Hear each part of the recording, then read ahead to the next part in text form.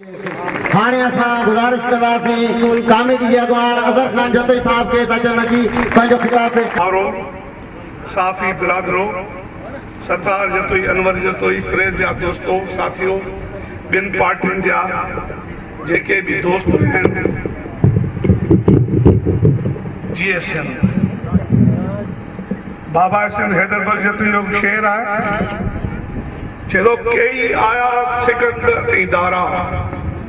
कई आया सिकंदर इदारा करे विया कुछ घड़ी लाए पंहिंजी राड़ा मरी विया जेके थिया सिंध जा मारा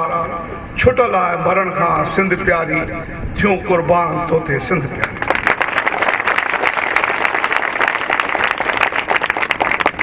अज अजीम इनकलाबी औरत शहीद माई बख्तावर पेरी सिंध जी अडोल इनकलाबी हारियाणी जे पंहिंजी मेहनत जे खरे ते जान त ॾेई छॾी पर हिकिड़ो दाणो बि दुश्मन जे हवाले मेरी साहब सही ॿुधायो हुन आवाज़ जुडो कॉन्फ्रेंस में आहे उहा कामरेड हैदरबर्ग जो तुंहिंजी सदारत रखी अथई जॾहिं हुनखे ख़बर पई सॼी कॉन्फ्रेंस में पहुती वो दीनी स्टेट जो मालिक हो वज़ीर ख़ारजा सैफुद्दीन जा भाणेजा आख़िर में कामरनि खे फांसी गाड़े पहुचायो ऐं उन ताक़त में उन औरत जी शहादत खे एॾी वॾी ताक़त में तब्दील कई जो तव्हां हारियुनि खे अॼु वॾेरनि खां अधु बटे जो मालिक बनायो ऐं हारियुनि खे सुख जो साण उन अज़ीम औरत खे सलाम था कामरेड जॾहिं अंग्रेज जे दौर जो डिप्टी कलेक्टर हो जॾहिं मज़लूम हारियुनि जो फाटल कपड़नि में उनखे ॾिसी मासूम न्याणियुनि जे चेहरनि ते ॾिसी उनखे बग़ावत आई ऐं उन थॾे अंग्रेज जी नौकिरी खे छॾे ऐं उन मज़लूमनि खे फाकुर कयो छा चई उथारी जो आयो ज़मानो तुंहिंजो उथारी जो आयो ज़मानो तुंहिंजो ऐं हारियुनि खे उथारियईं लखे एकड़ ज़मीन सिंध जी इहे जेके हारियुनि खे ॾियारई जेतिरो कामरेड हैदरबर्ग जतोई संदुन साथियुनि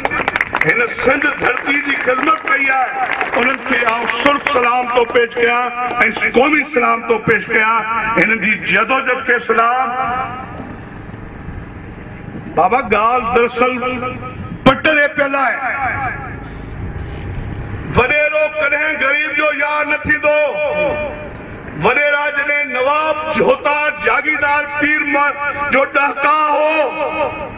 त हैदरबर्ग जतोई हारी खे हिम्मत ॾिनी जुरत ॾिनी त ॾहका खां न ॾिनी भी हिन जी सुफ़ुन में तूं साॻियो इंसान आहीं तूं गुलाम ख़ुदा जे तरफ़ां पैदा न थियो आहीं तू भी इंसान आई वॾेरो भी इंसान आहे वॾेरे जी जागीर न आहे धरती अलाह जी आहे सिंध ज़मीन तव्हां जी आहे तव्हां मालिक बणिजो हुन तव्हांखे सिंध धरती जो वारिस पे बनायो न पर मालिक पे बनायो हुनजो तव्हां धरती जा हाकिम आहियो तॾहिं चई छॾायो वॾेरनि खां क़ौमी क़यादत इन्हनि जी क़यादत में आहे ज़लालत बाबा जे कयाऊं राशि हुकूमत सदा जे कयाऊं इज़्ज़त अदालत हुन अयूब खान सां टकराव खाधो ये मीर पीर साहब अयूब खान सां गॾु हूंदा पर शइ परवटे ते अयूब खान खे अख अख में ॻाल्हाईंदो हो ऐं ललकारींदो त हू डकार में चींदो हुयो तव्हां तारीख़ त पढ़ो 45 खां वठी 68 70 ताईं जे ज़िंदाणी पोइ ॿिया आया केॾी वॾी जदोजहद हलाई असां अॼु सिंध किथे बीठी आहे यार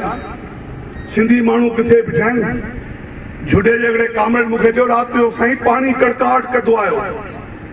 मुंहिंजे भाइटे खे मूं ॾिठो चई बचायो बचायो लुड़ंदो हुयो न बचाए सघियोमांसि ॿियनि खे बचाइण शुरू कयुमि ॾिठमि त सुबुह जो सवें लाश नौजवान छोकिरियुनि जा सवें लाश जवाननि जा तरदा लुॾंदा समुंड में लुणंदा वञनि बाबा इहा सिंध इहा हुई असांजी 70% असां पाकिस्तान खे ॾियूं गैस असां वटि तेल असां वटि पानी असां वजा सिंधु दरिया